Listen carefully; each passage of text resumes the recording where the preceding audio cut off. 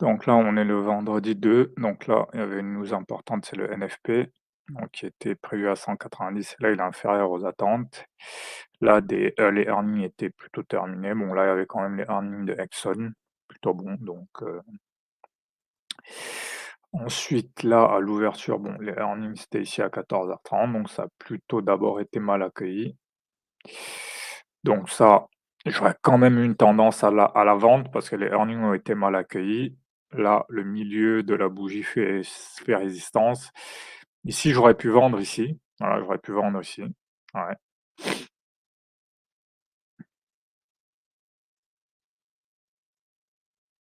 oui.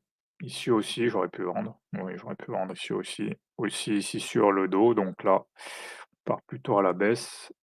Donc là, j'aurais pu continuer à vendre parce que y a pas d'indication, voilà, mais là, sur le dos, ça aurait été plus intéressant. Mais là, sur tous les indices, je sors de l'open range, donc là, à mon avis, c'est l'ISM en plus qui est mal accueilli, donc ça aurait été raisonnable de vendre sur n'importe lequel des 3 indices. Mais bon, voilà, c'est plutôt le dos qui était mieux.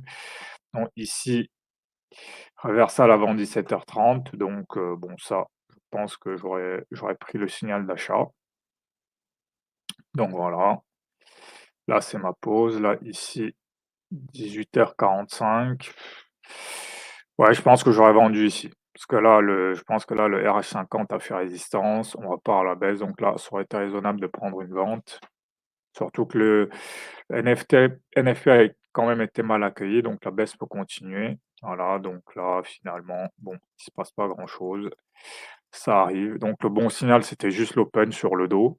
Ici, cette bougie, elle donne pas suite, mais par contre sur le dos, ça aurait été intéressant. Mais bon là, c'est it is what it is, il y a pas de faut faire un choix et celui que j'aurais fait n'aurait pas été nécessairement le bon, donc bah, ça arrive. Donc là, on est le 2 ici, on est le 2 aussi, donc c'est bon. Donc ensuite sur les autres indices, donc petit rappel important aussi, voilà, c'est que toutes les journées, voilà, c'est pas sur toutes les journées où il faut essayer d'avoir des runs, en fait. Il y a aussi des journées où il faut juste accepter de prendre un ou 2 trades et c'est suffisant. Donc là, voilà, le dos, comme, je disais la veille, vu que ce mouvement-là a échoué, il devient assez probable qu'on va au moins aller chercher le milieu du range, voire le bas du range, donc voilà, c'est en marche. US Tech, pareil, comme je disais la veille, on va peut-être même aller chercher ici les 17 000, donc pareil, c'est en marche. FTSE, voilà. Ici, il y a une entrée à l'open. On monte retracement de 50%. Bonne entrée ici pour revenir chercher cette zone. Ensuite, une fois qu'on est venu chercher le plus haut de la session, il y a une zone de vente ici pour revenir dans cette zone. Donc, signal qui prend un peu de temps, mais qui reste assez clair. Voilà, DAX, c'est un peu l'inverse. Voilà, on baisse, retracement de 50. Je peux avoir un signal de vente ici, je peux considérer ça comme un signal de vente, mais à partir d'ici, quand on passe au-dessus et que ça devient un support à 10h20, faut plutôt considérer ça comme un signal d'achat, mais ça part pas vraiment signal de vente, donc pareil, en vrai, il se passe pas grand-chose. Voilà, je peux voir ici, on reste non, on est ici. On reste globalement sur le FTSE, sur le DAX, on reste dans l'open range, en fait et ça, c'est quand même un truc important. Tant qu'on sort pas de l'open range, il est peu probable qu'il se passe grand-chose. Donc ça, c'est vraiment un truc auquel je commence à faire attention. C'est voilà, quand on a ce genre de signaux dans l'open range, il faut pas trop être agressif, en fait. Faut les prendre, mais pas d'accumulation, pas de sursize, en fait. Donc voilà. Voilà pour cette journée. Donc si je regarde, l'ensemble de la semaine, quand même, donc l'ensemble de la semaine, voilà. Ici, phase de stagnation, ouais, une phase de stagnation au début de la semaine. Je peux voir ça, voilà, on peut voir ça.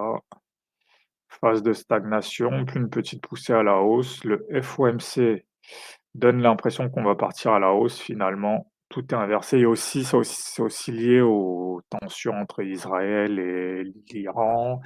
Aussi la banque japonaise qui a augmenté ses taux. Donc c'est 2 événements qui ont un peu fait paniquer le marché, d'où en fait, ce dérisking, en fait. Donc voilà.